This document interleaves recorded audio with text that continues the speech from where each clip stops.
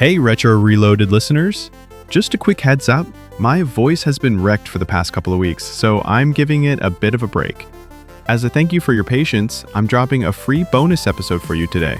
This one usually lives on my Patreon exclusive show SideQuest, but I wanted to share it here as a little gift. If you enjoy it and want more bonus content, check out my Patreon at patreon.com/retroreloaded. There are tiers for all kinds of listeners, with more SideQuest episodes and deep dives into your favorite retro games. And don't forget, we've got an awesome Retro Reloaded Discord community waiting for you to join in the fun. Until next time, keep reloading those retro vibes. All right.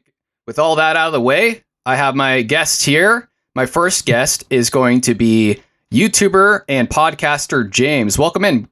Hey, Lance, thanks for having me. Yeah, man. Thanks for coming on. And then my next guest is going to be YouTuber Jake slash Quinturkle. Welcome in, buddy. Hey. Oh, sorry. Thanks for having me on the show.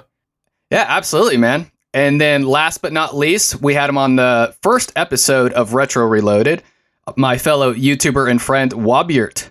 Hey, you got it right this time. Yeah. Attaboy. I actually messed it up pretty bad first time. I actually had to edit and post a little bit because I messed up so bad. I was like, what? But I think Wob's just easier. But yeah, Wobyert for the YouTube. Anyways, yeah, so welcome in, guys. So basically, just for everybody's clarification, today is going to be kind of a special bonus Patreon episode where each of us are going to go over a few stories that were kind of funny to us during our retro gaming days, or it could be retro gaming-esque related. It's either going to be like an in-game story about something that happened inside of the game, or it's going to be something that happened outside of the game. It doesn't really matter. Just whatever we found humorous or funny. And to start it off, I'll start off just for everybody. My first story involves my favorite game. Well, one of my favorite games of all time is Final Fantasy VII. Have you guys all played it? Oh, yeah. I actually have not. I've been meaning to. Okay. Yeah, I haven't really played any of the Final Fantasy games yet. Gasp. Okay. Yeah. Whoa, Well, me neither. yeah. Blasphemy. Blasphemy. Yeah, no. So the first story involves Final Fantasy VII, and maybe if you're not familiar with the series, you might have still heard of this scene. So basically, there's a scene or like an event that happens where Tifa, one of Cloud's, the main character's party members, gets kind of like captured by this guy named Don Cornero. I think that's how you pronounce his name. And she gets captured and she gets put in this mansion. And Don Cornero is I don't know what you call him. He's like a slum pimp kind of like individual, like a guy who loves the ladies. And Pretty accurate, yeah. yeah, so they want to help Tifa, like Cloud and Aerith do, which are two of the main characters. But the problem is that he only lets ladies inside of his house or his like bodyguards. So So Cloud and Aerith get this idea to dress Cloud up in like a girl costume. So you're like going throughout the slums and you're trying to like get different things like a bow. And I think you got to get a dress and you got to get different stuff. You know, it's been a while since I played it, but I remember just getting all these different things to make Cloud look pretty. And so you finally get inside the mansion and it depends. It changes depending on how you do it. But he's either going to pick Cloud, Aerith, or Tifa as his like lady of the night, and you can get picked as Cloud, and you'll go in there, and you can actually like attempt to kiss him. And funny enough, before you kiss the guy, you get interrupted. So like, fortunately, you know, like Cloud doesn't do it, but it's kind of funny to me that like Cloud, like he's like, okay, I guess I'm doing this. Like, it's time to kiss Don Corneo. I mean, for the cause, I suppose. But yeah, the whole scene is super funny. Don is like sitting there on the bed. He's like, come to daddy, you know, and he's like doing this like humping motion. And, you know, Don Cornero looks at Cloud and he's like, what's the matter? Is there someone else in your life or something? And Cloud, like one of the responses that you can do as a character is like, yeah, there's Barrett. And if you don't know who Barrett is, Barrett is like this super big, muscular black guy with a big gun on his arm. And you, just like this, you could imagine he has this rugged voice. And it's like, okay, this is Cloud's like other guy, you know? So Don Corneo's like, oh man, like, and then towards the end, and finally when you get interrupted and like Aerith pops in and all these other characters, Aerith like threatens him by suggesting to rip off his balls. basically. She's like, but oh she yeah, doesn't. no, it's metal. Yeah, it's so metal. And she doesn't say balls. She's like, I'm going to rip them off if you don't tell us like this secret information. So I wanted to really play. I haven't played the remake and I want to see the scene play out in the remake. I bet it's hilarious. But yeah, that was my first story. Yeah. All right. So how about James next? Do you want to go with your first story? Yeah. So my first gaming console was the Super Nintendo, and I had it hooked up to a small TV that had a VCR attached to it, like an all-in-one TV. Mm. And there was this time I was sitting there playing the game, sitting on my bed with my cousins, and we were just playing through a level of Super Mario World. And unbeknownst to any of us, someone sat on the remote and hit the record button, and I had a VHS tape in the VCR of the live-action Flintstones movie. Oh no. And it was like one that had been recorded from TV and no one like clicked the thing, so it couldn't not be recorded over. So that happens. Fast forward, like, I don't know, week or two. I'm like in bed watching Flintstones. Obviously, I rerun the tape to the beginning. And then just like halfway through the movie, all of a sudden it just flicks over to Super Mario World. I like freak out. Because it's like, I'm just watching the movie and like the light's not on, the Super Nintendo's not on. I rewind it a little bit and everything's fine, and then all of a sudden, boom, it flicks over to Mario.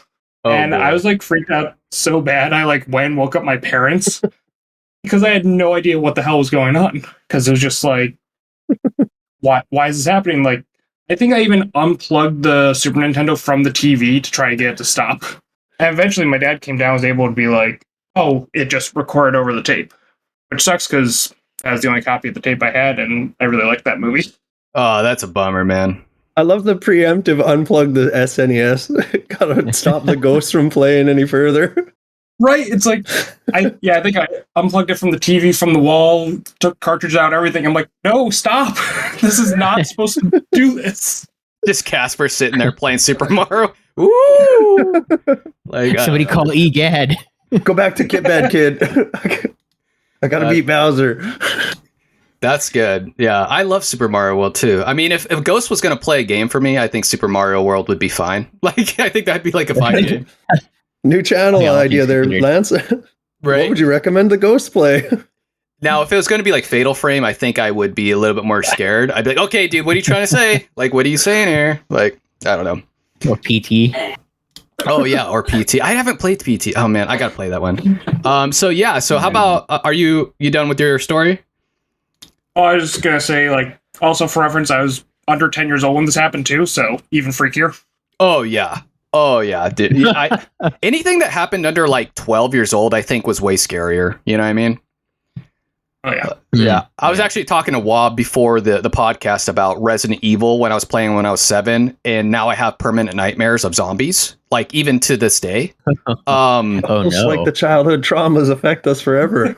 Yeah, it was way worse when I was a kid. But yeah, I still have zombie nightmares and I just can't get away. But I still love Resident Evil. I still love the game. I just get nightmares. So I don't know, whatever, you know. But yeah, awesome. No biggie. So how about our next guest? Let's do Quinturcle. Jake, do you want to tell your first name? Yeah. So you guys have all played Star Fox 64, yeah? Oh, of course. Oh yeah, I got to play it this last week for the podcast. That was awesome. Right. I knew you did, but I wasn't sure about the other two. Okay. So do you those of you who didn't just play, do you remember Andrew Awakeney? Oh yeah. Okay. Do you remember what his voice sounds like in 64? Yes. A fairly normal voice. He's just kind of like, I'll get you for this, Fox. My uncle Andros will rule the galaxy. And, it's like just a general normal voice. Have either of you played Star Fox Assault? No, actually, I have it, but haven't played yet. Right. That is it's not the, like, chronologically speaking, it was not the direct sequel, but it takes place not too long after 64. It came out on the GameCube. And so I remember the first time I sat down to play it, the game opens up and you're like in the middle of a battle up in space, fighting off Awakeney's thugs, and you've chased him to a planet that he's like flying down to. and you have to follow him down there. And everything looks so good. You know, the new GameCube graphics. It's beautiful. Even though the GameCube was 4:3, it looks, compared to the N64, it's like crisp, clear HD. I'm like, oh, this is going to be a great game. What could possibly go wrong? And then you chase Oikini down, and you confront him, and he opens his mouth, and he's like, persistent little pest, aren't you? He's got like a completely different, incredibly goofy voice. What did he say? I laughed He for says like something 5 about. minutes straight. He says pests. Yeah, he calls you persistent little pests Persistent little. because you chase him. That reminds me of the Dark Crystal, like the sketchy, the whatever they're called. You know what I'm talking about? No, I I know. actually haven't seen that. Been like 20 years, Lance. I saw it in theaters recently because they did a little like showing, and there's The reviewing, yeah. yeah, there's a character that sounds like what you just said, and he goes, yeah, it's like that. That reminds me of it. Yeah. Yeah, that's funny. Oh yeah, he goes Uncle Andros in the 64 version. Yeah, but it sounds even better in the GameCube because he's like, Oh man, I couldn't stop laughing. It was so good. That's funny. I wonder why they do that. I bet. Very Do you cool. think they did that for like comedic relief on purpose, or Yeah, it has to have been because when he gets bodied in that, spoilers, when he gets bodied in that first level after you fight him, it's not by you. It's by a third party that you don't know who it is. And it's like, I think it's supposed to like emphasize A, how tough that third party is and how like formidable of a foe they are. And B, how pathetic Oikini is. Okay, nice. That's Which kind of makes it like, oh, you're pathetic. that's yeah, fine. it's a really good game. Like that voice was a little off-putting at first, but you set that aside and the game is a 10 out of 10. Yeah, I got to play Assault. I know Sunnyside was really emphasizing Assault, so I think I'm going to play that at some point. Yeah, I gotta try that one too. Don't play Adventures. Adventure sucks. It doesn't. I've heard that by so many people. Everyone's like, yeah, Star Fox is great. I love everything about Star Fox except for Adventures. There's always like that one, you know? That's the one we don't talk about. Yeah, I feel like I that's don't know kind why it of... holds a special place for me. Is it the first Star Fox you will played? do that for you. No, I played 64 first. I don't know. Adventure just has a special place. Okay. Yeah, you know, some people, they didn't like it on release from what I was hearing, but they liked it later on when they gave it a chance. So maybe it's Like one of those Wind Waker. games. Wind Waker was the same for me. I hated when Wind Waker first came out. I hated Wind Waker. And I was like, I think it was like 11 or 12 when it first got announced or came out. I was like, this is like a child's game. Why would I play it like a child? Because I came from for big kids. this is for big. Well, coming from Majora's Mask, it was for big kids. You know, you're like, it was dark and it was kind of scary, and you're like, yeah, this is a grown-up game. Yeah. And then you play this other game, you're like, what's going on here? But then I played it later on. It's like, oh, this is actually nice. I like this game. It was pretty. It's actually a pretty game. I still prefer like, you know, Twilight Princess or Majora's Mask type of theme. Yeah. But I appreciate Wind Waker. I do appreciate it. You know, I've never played it actually. Oh, really? Oh, it's worth. Yeah, it's, I've been meaning to play that No one Final too. Fantasy, no Zeldas. No, I played Zelda, just not Wind Waker. Oh, okay. Yeah. Okay. Twilight Princess is probably my favorite. Arguably two, actually, yeah. Yeah, I like Twilight Princess a lot. I don't know why it gets so much hate. I actually think it was a great game. Yeah, it's fantastic. Controversially, I love Skyward Sword. Okay, it's a great game though. That's not it Yeah, shouldn't what be I a think. controversial take. It shouldn't. I just feel like whenever Zelda's talked about, Skyward Sword is never brought up, or if it is, everyone's like, ugh. No, it deserves more recognition than the Zelda fandom for some reason hates it. I don't understand. I think it was the controls, man. I think if I had to guess, it was the Wiimote. Once you get past it, it's fine. Yeah, It's no Star Fox Zero. Right. Yeah, I heard about that one too. I mean, they did do a remake on the Switch, I guess, that you can do like normal controls, so that might Phenomenal. Yeah. So much better. I would play that. Yeah, that's it. Because I actually played through Twilight Princess on the Wii, and I heard that version caught some flack because of the motion controls as opposed to the GameCube version. I thought it was fine though. Actually, I played the GameCube version, and I enjoyed it thoroughly. Later Twilight on, Princess. yes, Twilight Princess. Yep. And later Yeah, it on, released on both the Wii and GameCube. I had a sister, not a sister, a friend of mine's sister. She was kind of like a sister of mine because I was living with them at the time. She got the motion controls and she was like doing all these things, and I tried to play it and I couldn't do any of the moves. I was like, what am I doing? I felt like kind of like an idiot. I was like, I felt a little special at the time. I was like, I can't do it. Like I literally just couldn't figure it out. But it was, I mean, it's annoying. Yeah, go ahead. It was only annoying when like certain enemies you had to like slash up and down or left and right, and like it just would not properly. Or I tried to swing sideways and it would go diagonal. Yeah. Right. Yeah. All right. So let's go. I enjoyed pointing with the remote though. Oh, what was that? I'm sorry. I just said I enjoyed like using the Wii remote to aim like the slingshot or whatever, and anything that you had and a weapon that you would have to aim. I thought that was not bad at all. That's why the Metroid Prime trilogy is best on Wii. All right, so let's go to our next story with Wabirt. Go ahead and give us your first story. Okay, so this one's it's just a little sad too because I broke a console in the process. Oh no! So I was living on the island at the time, and I was playing through Pokemon Leaf Green. I had gone through and I'd caught Mewtwo, and I was like, okay, cool. Now I know where I can get the legendary birds. And I had gone through and caught Moltres. I was going to get Zapdos. And for some damn reason, this bird refused to stay in the ball. I would throw so many at it. I'd put it to sleep. I had it at 1 HP. And I threw like as many as I could. It would struggle itself to death. Restarted, throw as many as I could, struggle itself to death. And like by the third or something time, I'm sitting there at this table, and I was like, I don't remember. I was like 9 or 10 at the time, and I just like, oh come on, stay in the Pokeball. And I went to hit my head on the table, but I hit my Game Boy Advance. Oh no! So I broke the screen. I broke the screen. I'm like, oh no, oh god. So I like turn it off. I turn it back on, and there's like, I kid you not, like a fifth of the bottom left corner is all that will show on the screen. I'm like, no, my god, what do I do? What do I do? I'm like crying, and my mom's like, well, you shouldn't have broke it. And then I'm like sitting there in my in my room, like I'd like that later that day, and I'm like, I need to get my Mewtwo out of there. I need to break him out. He's stuck in a broken game. I can't. But I had Pokemon Coliseum. So I went through Coliseum. I finished it to the point where I could transfer my Mons from Leaf Green to Coliseum. And I take my Game Boy Advance. I'm like, okay, I can kind of see down here. Now I need to use muscle memory and exit this cave I'm in. Fly to a Pokemon Center and save inside. That way I can transfer my Mewtwo after putting him into my party.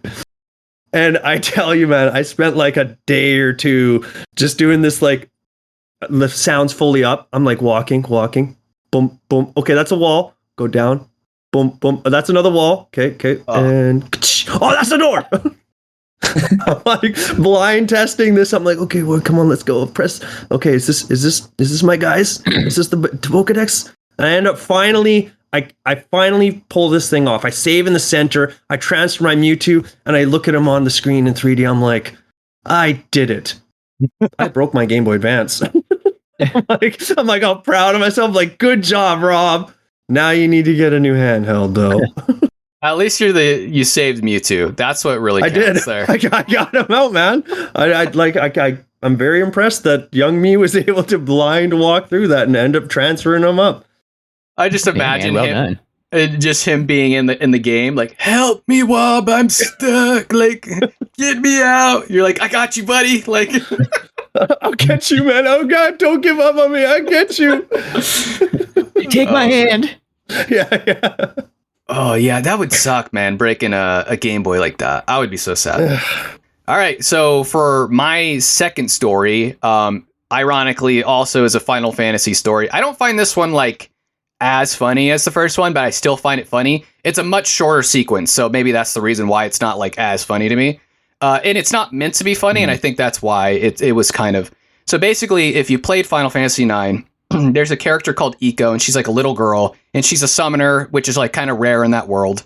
And she gets like trapped in this mountain or like some sort of dungeon, and there's these two jesters. They're called Zorn and Thorn, and they always like mimic each other, like, oh yes me, oh yeah, dip it, and they always kind of like they always say yes it is, oh yes it is. I don't know how to do it. Anyways, they copy each other all the time, and they try to like take her summoning power, which is called an Eidolon in this game.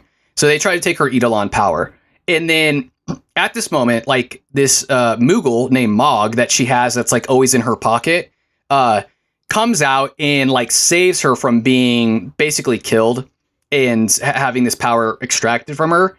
And during this scene, he's sacrificing himself, so it's like it's supposed to be kind of sad.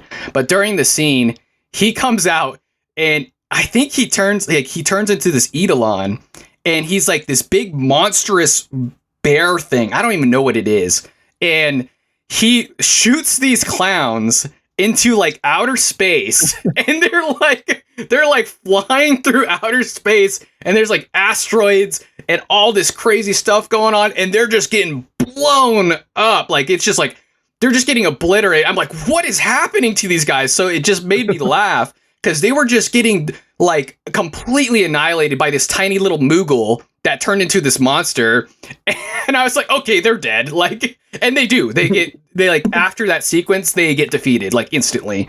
And yeah, Mog does revert back, and then it gets sad because he like kind of disappears. But like it's kind of weird how it's supposed to be like this serious scene. I'm just laughing because these guys are flying through space, like getting obliterated. It's just the whole scene, the visuals of these two clowns going through that whole thing was really funny to me. It doesn't last very long, but that made me laugh. And that was recent because I played that like, I think last year was the first time I ever played Final Fantasy IX. And I actually really enjoyed the game as a side note. It was really fun. And yeah, so just that small little scene made me laugh. Yeah, that was a good one. What about, so we'll go back to you, James. What was your next story? So my next story involves Red Faction. I think you guys said now you have played it before. I have. Like I played it. Yeah, I played it. So in the game you can do split screen, PvP, and I'd play with my cousin. And after playing a few rounds in like the really small arena, we just sit around and mess around. And one of the skins of the characters you can play, he's in like this riot gear. It reminds us very much of Cobra Commander, just with like the face shield and everything. And in this arena, there was a spot where you could just shoot each other from across the way. And basically, we just switch on and off. One person would be dressed as, we just called him Cobra Commander, and run as fast as they could, which is just as fast as the game allowed, across the platforms. And we would use the bazooka or rocket launcher to try to blow the other person up. Just because, why not? It was a game with a rocket launcher. Oh, yeah. But what made it hilarious is whoever was dressed as the person just had their character point the gun in the air, run across, and just go. Wait, I think it cut out. What did you say? Yeah, it definitely cut out. Sorry, I was trying not to be super loud for it, but the person who was dressed as Cobra Commander, they'd run across the screen, just scream, Cobra! As they're trying to avoid these rocket blasts that just as fast as the trigger will allow it to fire off.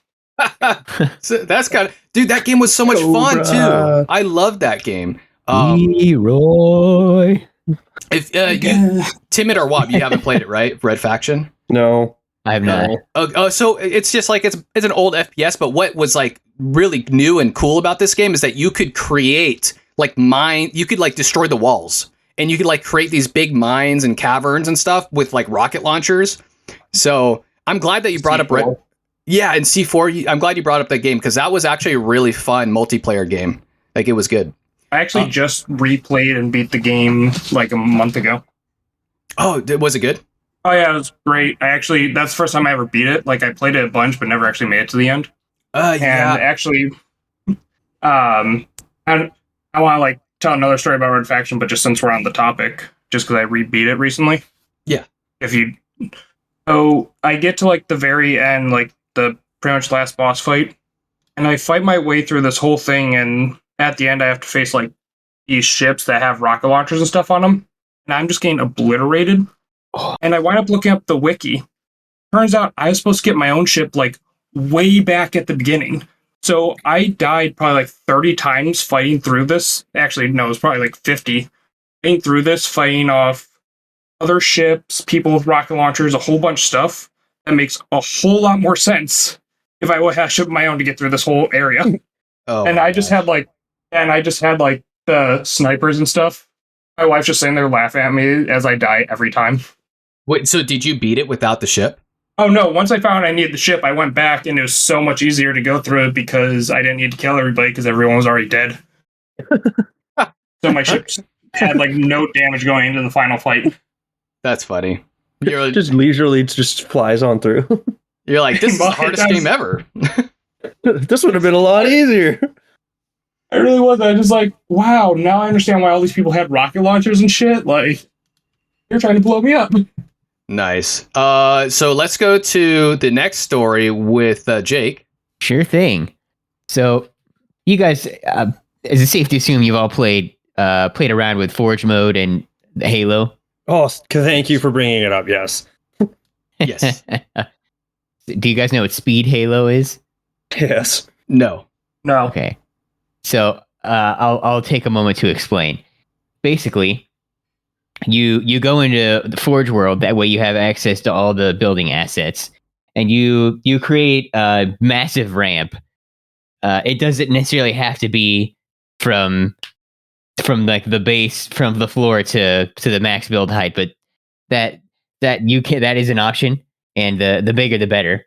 And you put a row of kill balls at the bottom, and you set them to ignore vehicles, and then right above those you put teleporters that only teleport vehicles back to the top of the ramp, and then you put a bunch of only UNSC vehicles because it only works with vehicles that roll on the ground, and you have everyone but one person in those vehicles, and the one lone person is in the middle of the ramp, and they're an infected, and so everyone else is rolling down this ramp. And because the teleporters in Halo, they will maintain your momentum as you go through them, kind of like in Portal. So eventually, over time, it gets to the point where you are flying down this ramp, and it would originally take a good 5 or so seconds to get down the ramp. You are now doing it in the span of like maybe 8 frames because you're just going so fast, and the infected is trying to kill you as you go by, but 9 times out of 10, you just splatter them as you keep going down. It's insane, and it's hilarious. That sounds funny. I miss Speed Halo. Yeah. I never played Speed. I don't, that Speed Halo thing, but I did play Infected quite a bit. And I think you kind of mentioned it. Like the Infected, they have the sword, right? Like the Infected. Yeah, it's a sword. Yeah. So a lot of the Infected will have this sword. It's like a zombie mode basically for people who haven't played Halo. And like the Infected try to go around infecting people, turning them into Infected, and they have this sword, and it's really fun. Actually, it's a really fun mode. But the best Infected gameplay game type was Fat Kid. Fat Kid. I'm afraid I'm unfamiliar. Okay, Fat Kid there's one Infected that moves super slow, and he has a hammer. Everybody else has brute shots, and they have to shoot over like car barriers to like open them like doors. So there's like 15 people all shooting at this concrete wall, just trying to destroy it as this guy slowly walks towards you. That actually sounds like fun. It's horrifying because the closer he gets, he's the slowest he possibly can be, and they're like invincible, right? Like close to. So everybody's like, "Quick, shoot the wall! Don't shoot him! Shoot the wall!" All right, come on! It's like an actual zombie apocalypse. You're like, go! That's funny. All right. Kind of reminds me of Duck Hunt. Oh. Yeah, Duck Hunt was fun too.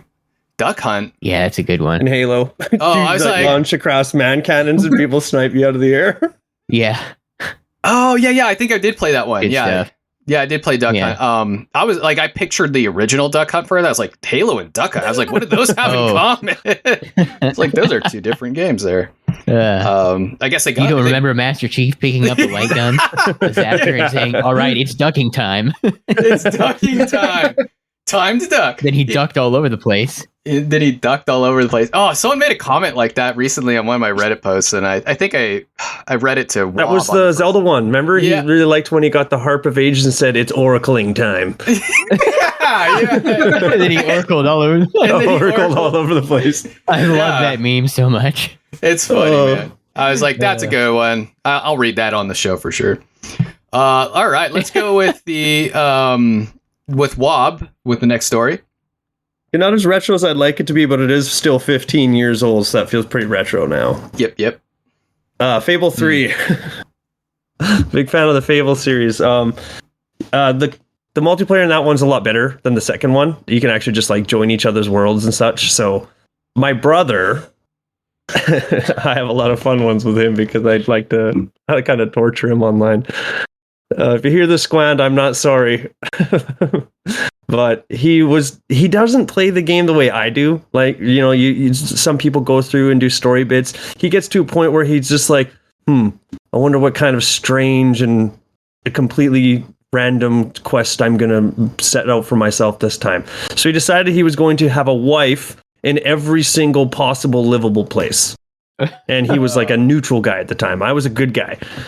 So he's going around, he's wooing women here and there. He's like, hey, let's get married here. Let's get married here. And he'd be like, okay, stop wasting my time. Let's just get married.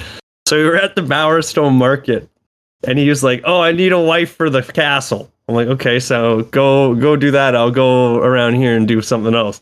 And he's like down at the pier because the girl he was taking on a date liked the pier. And she's like, they're doing their little interaction thing. And then from the top of the stairs, you see the little highlight of a ring. And he's like, oh God, I have a wife here. I'm like, what? He's like, Rob, quick, distract her. And I'm like down over by him. And I see his wife coming from the top of the stairs. And he's like, if she sees me, she's going to divorce me. Quick, you got to stop her. I'm like, don't worry. I got this. So I run up the stairs. And he's like, just distract her for a minute. And I swing my hammer and just like smack her over the edge. And she flies down into the middle of the date. And the woman's like, oh, I had such a great time with you tonight. I really hope we can do this again. And my brother's like, I hate you so much right now. I said distract. I'm like, it was a pretty good distraction if you ask me. Yeah, permanently distracted He hasn't touched the game since because I ruined it so bad for him. Oh, distract my wife. Okay, I'll murk her. Hey, man, you want to play Fable 3? No. Not after what you did to my wife. I'm like, oh, you have like 5 more. That's so... I mean, hey, you did what you set out to do. You know what I mean? That was...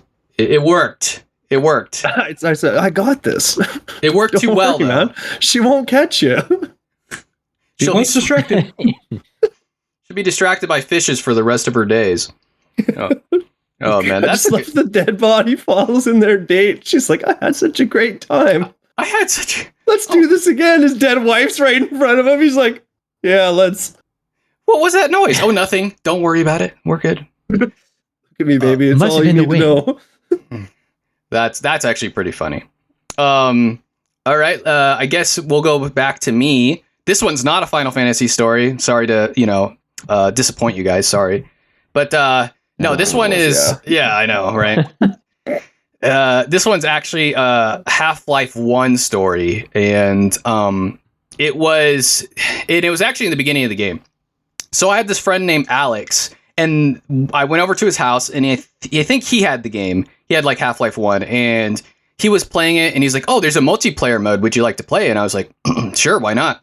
And so we're playing this multiplayer mode and we're going through, and I think we're only on the first or second level.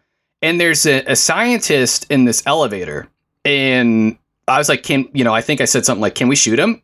And I shoot him and he dies and you like lose level, right? And the guy, and Alex is like, okay. And then we're just sitting there and Alex looks at him and he shoots the guy. And we just lose the level again. I was like, okay, cool, funny. And then I shoot the guy next time, and we kept losing, and we basically kept going back and forth. And it got so stupid, dumb, funny to us, even though it was something so simple. And we just were sitting there cracking up and shooting. Okay, we're like, okay, let's take it seriously. Let's take it. And then it would get almost to the end of the sequence, and one of us would shoot the guy again. We're like, damn it! Like, why do we keep doing this? But yeah, we probably did that for a good 20, 30 minutes just shooting that guy. That poor scientist that just trying to explain. Trying to do his work. Yeah, he's just trying to like help us out, and he just could not get a break. But yeah, I had a lot of good memories with Alex like that, where something small shouldn't be so funny. Have you ever like laughed with somebody and you guys play off each other and you guys just keep laughing more and more because of how you're playing off each other? It was one of those. Mention that because my buddy and I used to play Resident Evil 5. He would always let me get my neck broken at the end. Oh, the final cutscene, the final reaction one. He'd just be like, I'd be like, "Okay, Jim, let's beat this." He's like, "Okay, I got this," and then Albert would jump over. And he's like, "Yeah, so like, Jim." He's just sacrificing you to Albert Wesker every time. Oh, yes. That was a fun fight. That fight lasted forever too. There was like 5 or 6 different stages to that fight. I felt like, and he's just yelling "Chris" the whole time. Chris. Global saturation. Oh, dude, it's a good game. If you guys haven't too many times, Resident Evil 5 is pretty fun. All right, let's go to the next story with James. Sorry, I had to take a breath. Oh yeah. So this one for like Dead Rising. That's like my probably second comfort game behind like Super Mario World for whatever reason. And I don't know if you guys know the game. You've probably heard of it. Zombies. Yeah. Yeah. Yes, I've heard of Dead Rising. It's like the zombie fun party game or something. Kind of. Like there is a story where you're a photojournalist, you're in a mall, you're there for 72 hours, and you gotta survive. And the tagline of the game is like "chop till you drop." Well, in the game, you're in a mall and you can grab any kind of weapon, do whatever. You can also go to like all the different clothing stores and try on all these different clothes, and you play as a middle, like I'd say probably like 30s, students 30s, like real hairy arms, real hairy legs, trim beard, and like for it being as old as it is, you could see like the muscles in his legs and stuff.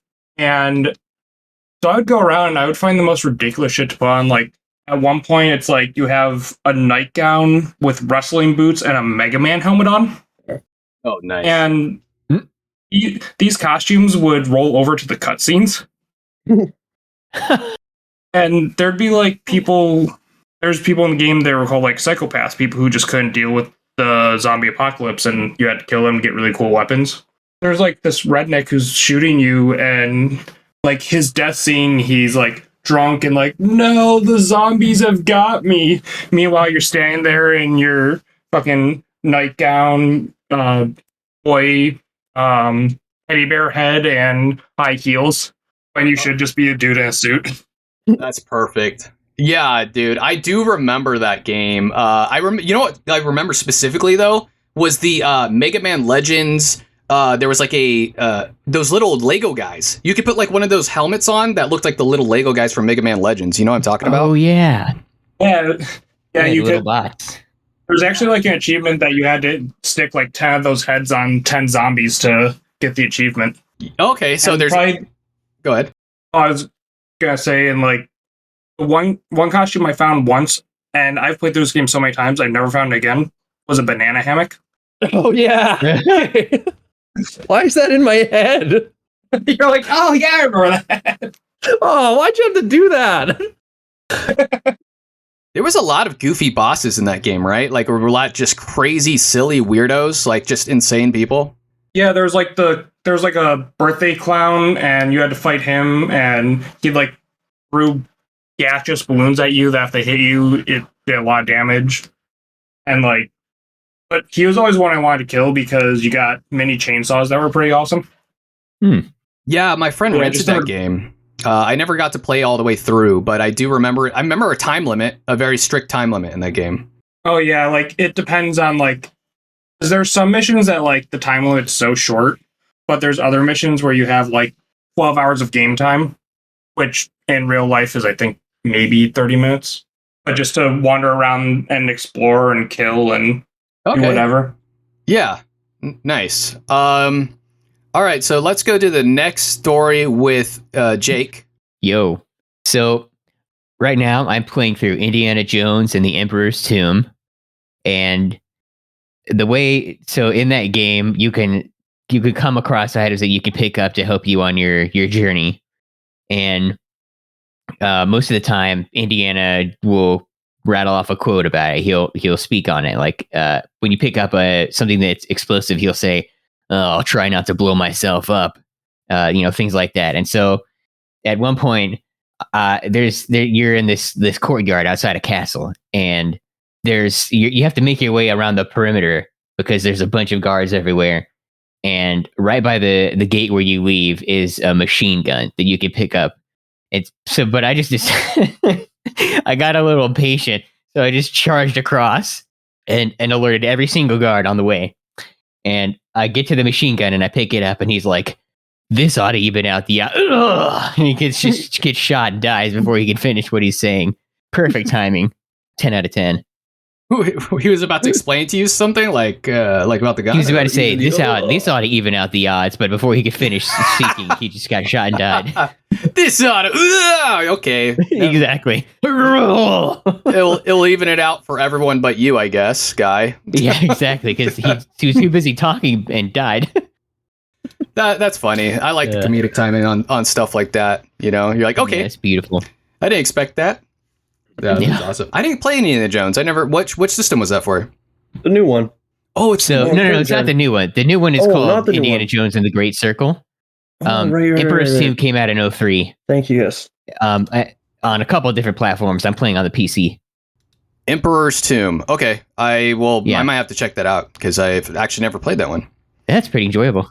Yeah. I always get turned off by like movie games because so many of them are bad. But there are occasionally you'll get one that's pretty good.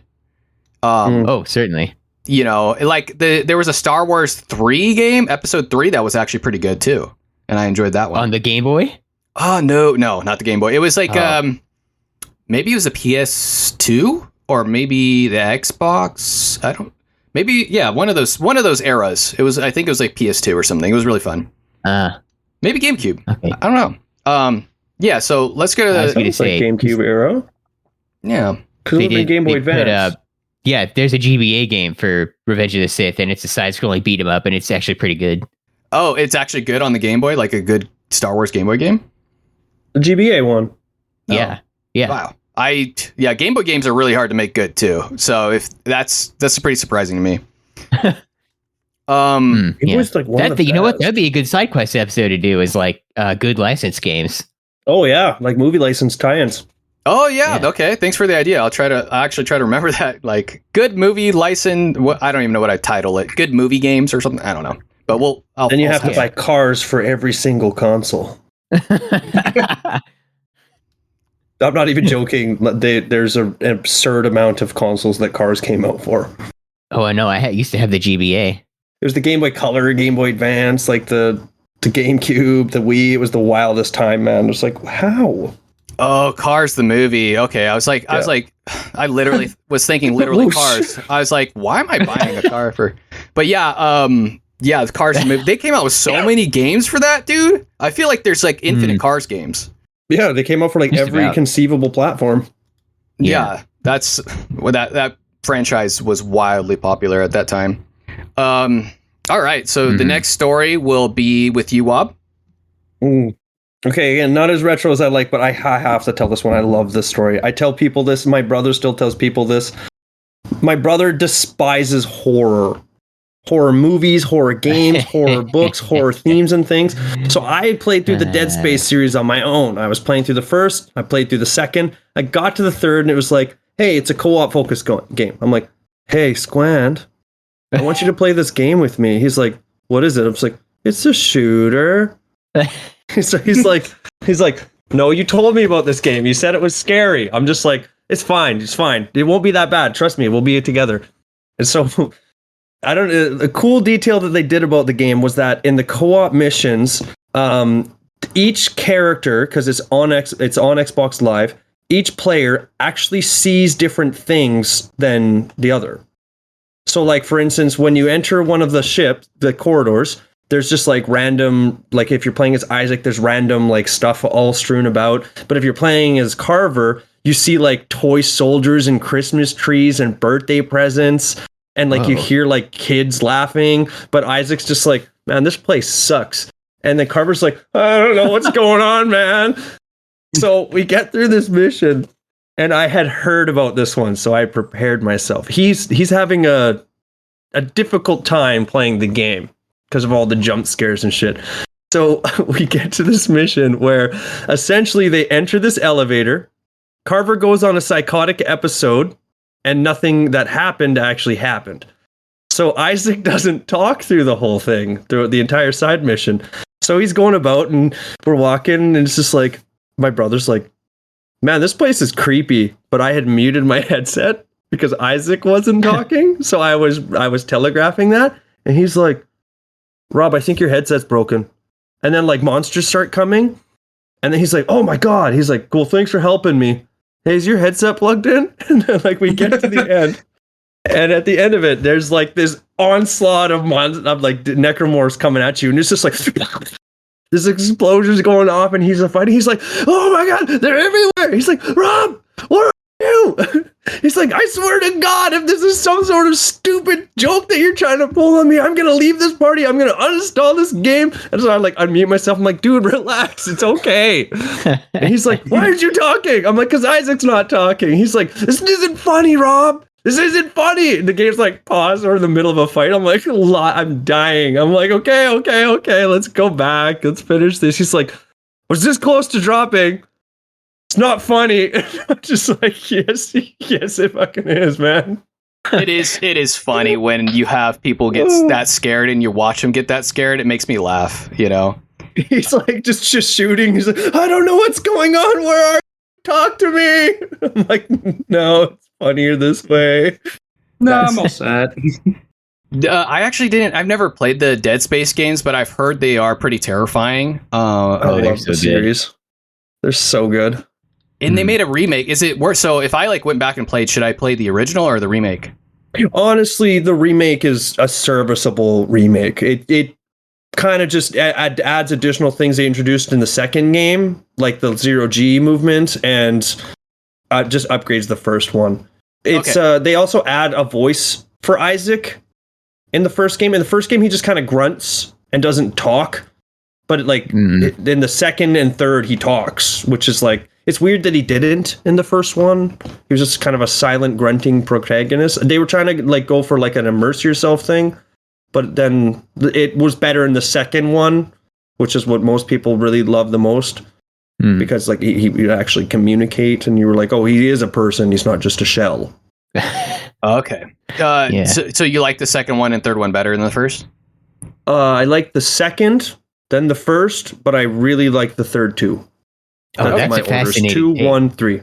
I feel like you don't hear that a lot, because the story is that, you know, Dead Space 1 and 2, they came out and they were big hits, and then EA bought Visceral, which is the developer behind those two, and the scariest thing about Dead Space 3, in my opinion, is the microtransactions. Oh, those are terrifying, dude. You're like, no!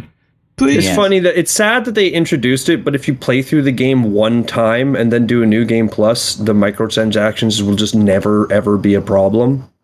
Like it's the microtransactions are pretty much the only time that it would ever really affect a gameplay is if you do a first time playthrough or go on the hardest difficulty with a fresh start.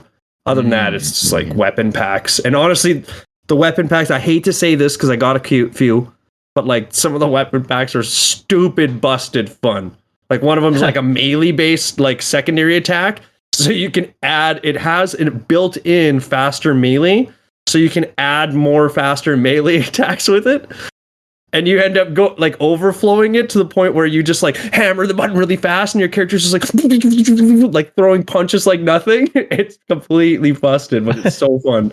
Oh man. You know, that actually reminds me, like with all these scary moments and stuff that we've kind of mentioned, I think that would be kind of cool to do, like maybe a series with, or like we're doing funny moments, maybe like scary moments in games would be kind of interesting too. Because I do have a few of them that I'm like, they weren't funny, but they were just terrifying. I guess like, you know, retrospectively they're funny, but like back then they were super scary. Let's see. So let's do I guess I'm next. This story is pretty short, but it's not about necessarily like an in-game event. It's actually about an out-of-game event, but it does involve some retro thing. So basically, when I was younger, me and my brother fought a lot. We were always fighting. Like every other day, me and him had something to fight about. And I don't remember what 90% of them were over. Like a lot of them were probably like over video games and stuff. Like, whose turn is it? It's my turn. Oh no, it's my turn to play. Something like that. And yeah, I mean, he'll probably tell you a different story, but I feel like he was always the antagonist, and I was just kind of like getting and I would chase him down and kind of like hit him a few times, and then he would stop, and then like he would come back like an hour later and do it again, and I'm like, leave me alone, but. He might say that I was the bully, but I don't know. Anyways, so back then we had, it wasn't actually during the Nintendo 64 era, but it was during the PlayStation 2 era, but this involves a Nintendo 64 game. Me and him are having an argument, and, I'm getting mad, and I'm getting more mad and more mad, and I'm like, dude, stop, or whatever. I don't even remember what it was about.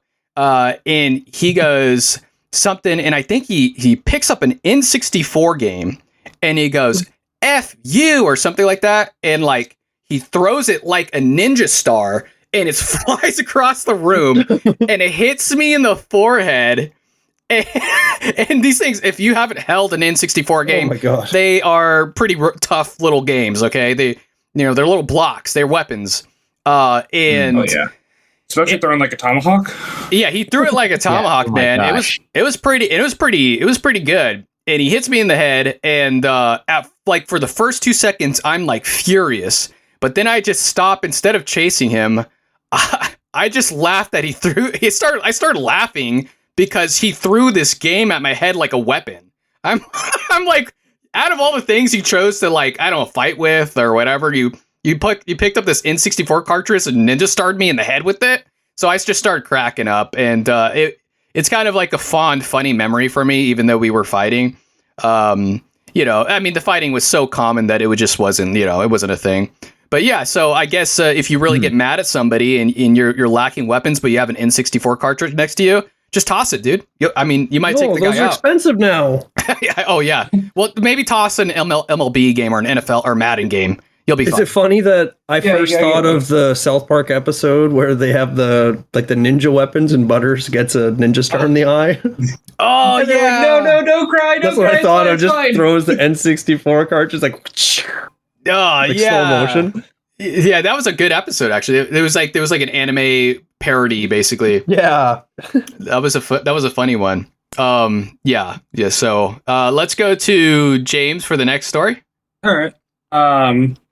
So this one is like involves a PS2 game, but it kind of stems from playing Killer Instinct on Super Nintendo.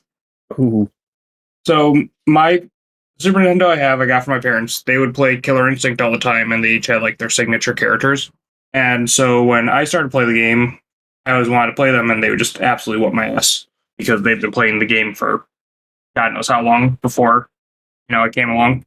And so then playing PS2, I'd play Marvel Nemesis with my dad. It was an open world fighting game between Marvel heroes and stuff.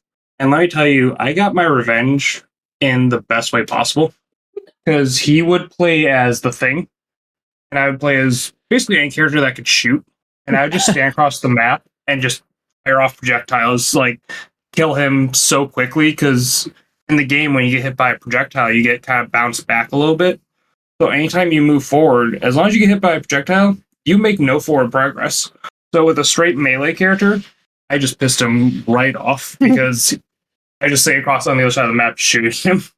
He actually rage quit and would not play with me again unless I promised to either not use projectiles or play with a character that did not have projectiles. You scarred the man. Yeah, I think. Go ahead. Sorry. Oh, I was just gonna say, I think he was probably, if I guessing ages, he was probably like early 30s when I made him rage quit like that. He was in his early 30s. If I'm remembering the timeline correct, because my parents had me when I was younger, so man, mid 30s. And how old were you? I'd say about 12 or 13. Oh, dude. Nothing more righteous than making a grown-up mad when you're like 12 years old, you know? Hmm. Oh yes. You're like, I did it. I'm the best. It's so I funny. used Iron Man just to repulsor blast you across the map all day. I do get the frustration when people have the like the shooting characters, like, you know, in Super Smash or something, and you're like, you're winning through melee, or like Hadouken, you know, like in like a Street Fighter game. Oh yeah. You're like, come on, dude, stop it, you know. I Like, get you're that cheating. chip damage. Yeah, I mean, you know, all you could say is like get good, you know, like I guess because they are It's easy. like, Yeah, they are easy to counter if people are just doing that. But if you're not like super good at the game, you're gonna get wrecked, you know. So and also, it wasn't like a side scroller fighter. It was like kind of like an open map 3D world. So like, it's not like you can move a little closer on the screen. It's like, no, you had to weave and move around the entire map. oh, so it's like Soul Calibur in a way, right? Yeah, yeah, like Okay. top down, and the environment was breakable and usable. Oh, I did play Killer Instinct, but this is a different version of that game, right? No, Killer Instinct was the game my dad would always beat me on, and then I played him in a different game and got my revenge. Oh, okay. I missed that part. What was the name of the game? Marvel Nemesis: Rise of the Imperfects. Oh, I never heard of that one. I Sounds swear for- I have one of those for PSP. So I actually found out that the PSP version actually has 2 exclusive characters that were not available on the console versions. Oh, cool. I got the Huh. best one. Got it at a garage sale. Perfect. Oh yeah, Oh, nice. dude. Sometimes Always you hit the best. the garage sale gold. I mean, I feel like everybody caught on nowadays, but once in a great while, if you hit the right spot at the right time, you'll get some gold. Oh, absolutely. There's another episode right there, man. Dude, like like pickers or something for video games. I think that could be fun. Yeah, All right, let's go to the next story with you, Jake. right on. So, picture it. I'm sitting in my parents' basement. The year is approximately 2004. I've just acquired Super Mario Sunshine for the first time, and I'm playing through it while my friend watches. And have you guys all played that one? Yes, I beat I it. have. Okay, so do you remember the blooper surfing level where you have to go in that underground area and do the course in a certain amount of time? Yeah. It's been a while. But if you showed me, I'd probably remember. Right, yeah, it's a pretty memorable part of the game. Anyway, you have to clear this course in a certain amount of time. Otherwise, you lose the life and you have to try again. So, but here's the thing, right? You land in this area and you talk to the NPC and he's like, "Go! It's a blooper surfer safari. Hop on a blooper and go on my course." And then when you get it, it doesn't explicitly tell you though the time you have to make. So you have to basically just hope that you did it good when you go around the course. So I come around, and when you could make your way back to the starting line, the NPC is still there, and no matter if you did it or not, he is dancing up a storm. My man is bringing the roof down, and so you walk up. I walked up to him on this fateful day, and because he's dancing, I thought that I'd won, that I did good. But I hit B to talk to him, and he just goes, "Pretty weak, bud." Then I died and had to do it again. Pretty weak, bud. That's what he does while he's dancing. That's his dialogue. Yeah, he's like, "Pretty weak, bud. You're gonna have to try harder than that if you want to shine." And then you die. Then he kills you. He murders my you. My friend laughed so hard at me, and that became an inside joke. Like when we were at school, he'd walk in the room and just go, "Pretty weak, bud," and then we'd both fall to pieces. Oh, that's good. That's fun. That is a good meme there, man. Like he just murks you. Yeah, He's like just the dances. writing in that game is leaps and bounds ahead of the others, in my opinion. I do remember it being. I remember it being kind of hard at certain parts of the game. But it's Especially been, the challenge levels. Oh yeah, yeah, it's been a long time.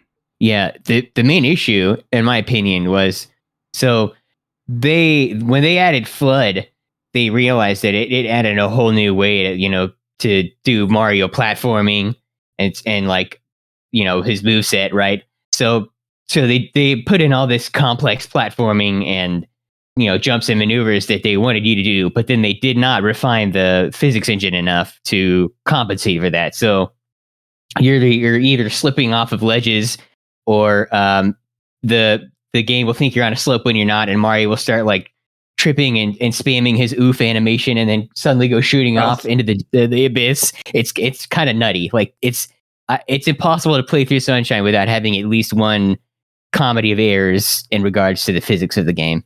But Did they that's ever why I love remake it. Kind of, not really. No, They kind of ported it to the Switch. Yeah, it's just a port, and not a good one. No, is it even in widescreen? I don't think so. Or if it is, I think it's a little stretchy.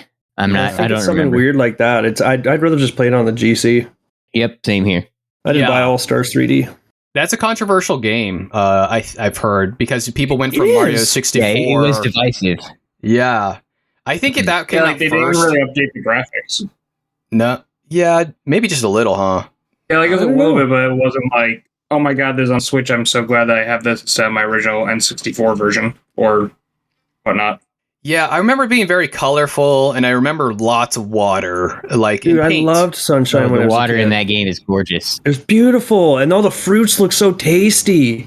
And I remember the yes. Isla Delfino people were just weird looking. Like they were really weird looking people. They were They're thick. weird looking, but they grow on you. Yeah, they do. They're always dancing. They're always wonderful. Back and forth.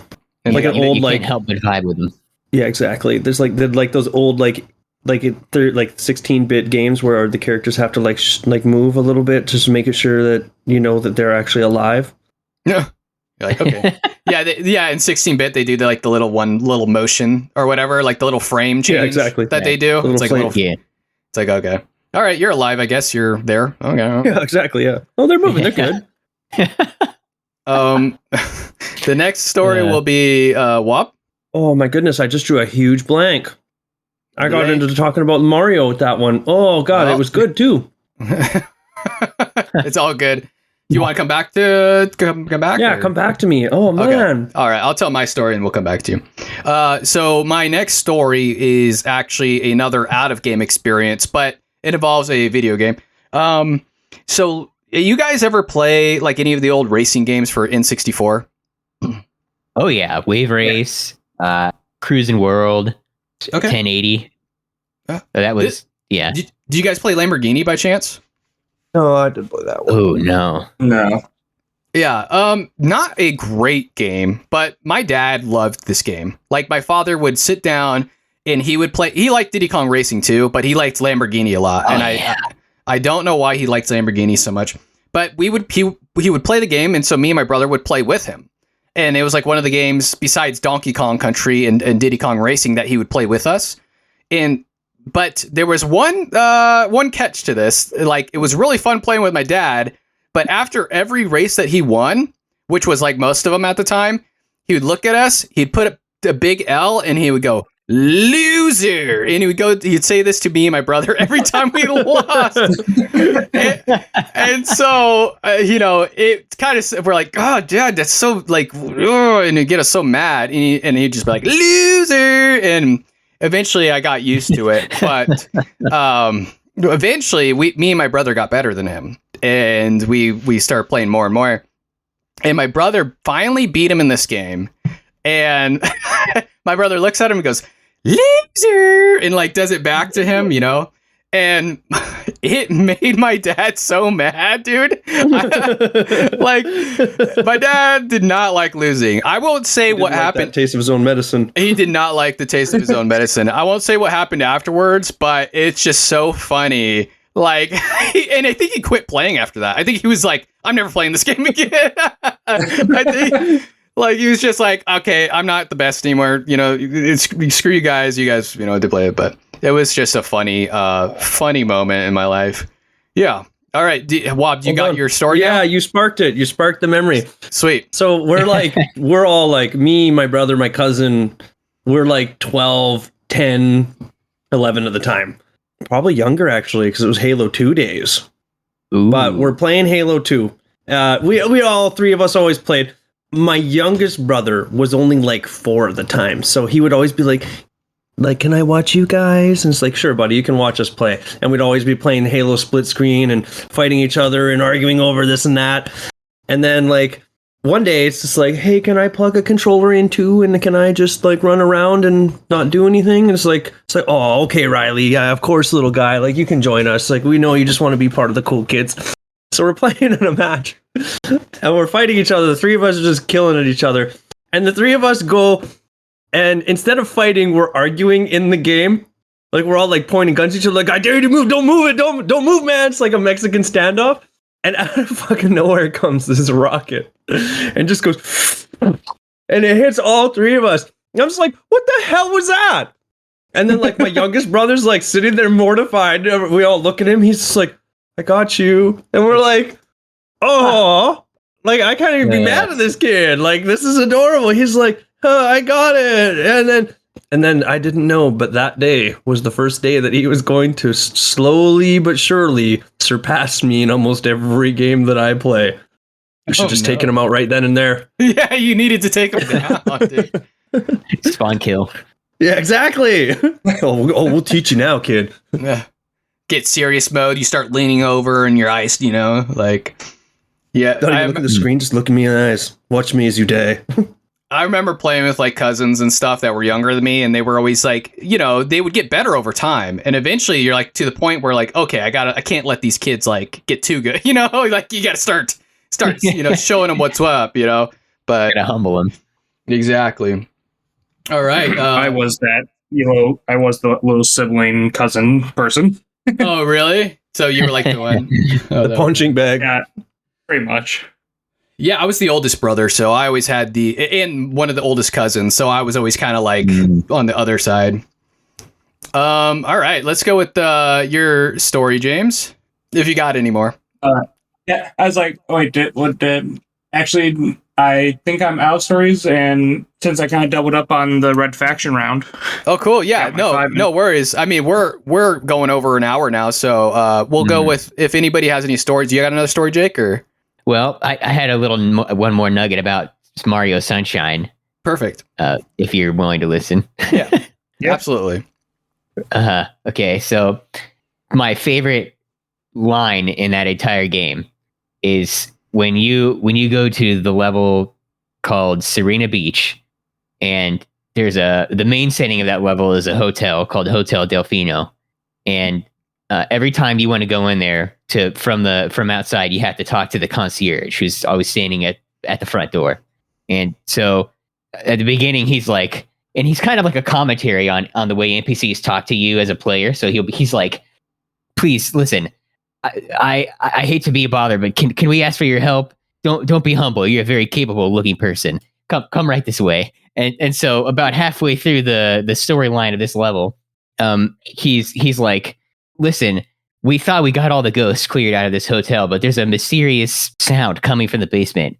Can we trick you? I mean, ask for your help? So subtle. I mean, that sounds like a job for Luigi. Yeah. Actually, there's a reference to in the first level that you get to be inside of the hotel, you have to go up in the ventilation shafts to make your way to a shine sprite. And there's a janitor up there mopping somehow. And if you talk to him, he says, man, why can't we just find someone to come and suck all these ghosts up with a vacuum? What? Why are you looking at me like that? Very, very well done. Oh, nice. Love that. I actually, I didn't like Luigi's Mansion, man. Hot take. Wow. I mean, it's been a long time since I played it. So to be fair, I was younger. Wow. But I expected a Mario part of it. A Mario type game, and I was like, I don't know. This is like I'm just sucking ghosts and I don't know. It was kind of weird. It was different, and I wasn't used to it. Mm-hmm. But that's a good little like what do you call it? Like reference there. There's another game to do on an episode. Okay. I have one more. Okay, let's do it. I have to preface this with saying I've changed since then. Okay. Okay. So throughout my early 20s, I played a lot of Mario Kart, but I played mostly single player. Like I golded like every cup in the Wii game and golded every cup in the DS and the Game Boy Advance, and Double Dash, and then Mario Kart 7 I golded everything as well. So Mario Kart 8 was a thing. I had obviously had a lot of practice with other Mario Kart games, and I have a Wii U.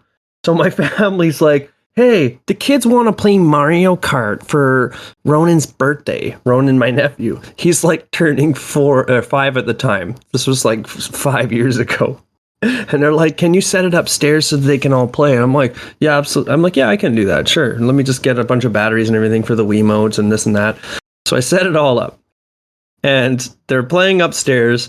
And I had come home from work and they're like, Uncle, do you want to play Mario Kart with me? And I like look at my nephew in the face. I'm like, if I play Mario Kart with you, you're going to cry. And he's just like, I've won like 2 of the matches today. And I'm just like, stop. And then another kid, like my niece, is like, it's like, you're not even good at it. And you're just trying to act tough. And I'm like, you better check your attitude, kid, because I'm going to destroy all of you in a single race. And then they kept on shit talking. So I'm like, all right, let's do this. So I grabbed my controller and I put it on, and I'm just this ruthless fucking killing machine. I'm like racing down, I'm drifting, I'm like staring at my nephews in the eyes while I'm drifting around corners. I'm like, what's up? What's up? What's that say on my screen? Does that say first? Where are you at? Oh, I've never seen a number go that high. And all these kids are just like, I don't want to play anymore. I'm just like, where are you walking away? You don't want to watch me win the cup? my cousin's like, okay, we're gonna turn the game off now. I'm just like, well, it's not my fault they were talking crap. Ever since that day, nobody ever asks me to play Mario Kart. Reality, but I promise I've changed. I have. No, that was an appropriate response. Your kids are in for a treat whenever they're born, Wob. They're gonna get. You're gonna show them the real world real quick. This is what the real world's like. It's not fair. Why do you never let us win? Because this is what the real world is, kid. Get used to it. That's awesome. All right. Do we have any more stories, or we're all out? Yeah, I'm good. All right. Cool. Yeah. Awesome. So I just want to thank you guys for coming on. So I want to give you a chance to plug your socials, since you guys are all helping me out by coming on and doing this with me. Let's start with you, James. Where can people find you out online? So I can be found on all major podcast platforms and on YouTube at the Marvel Podcast for Gifted Listeners. I post all the episodes on both the podcast platforms and YouTube.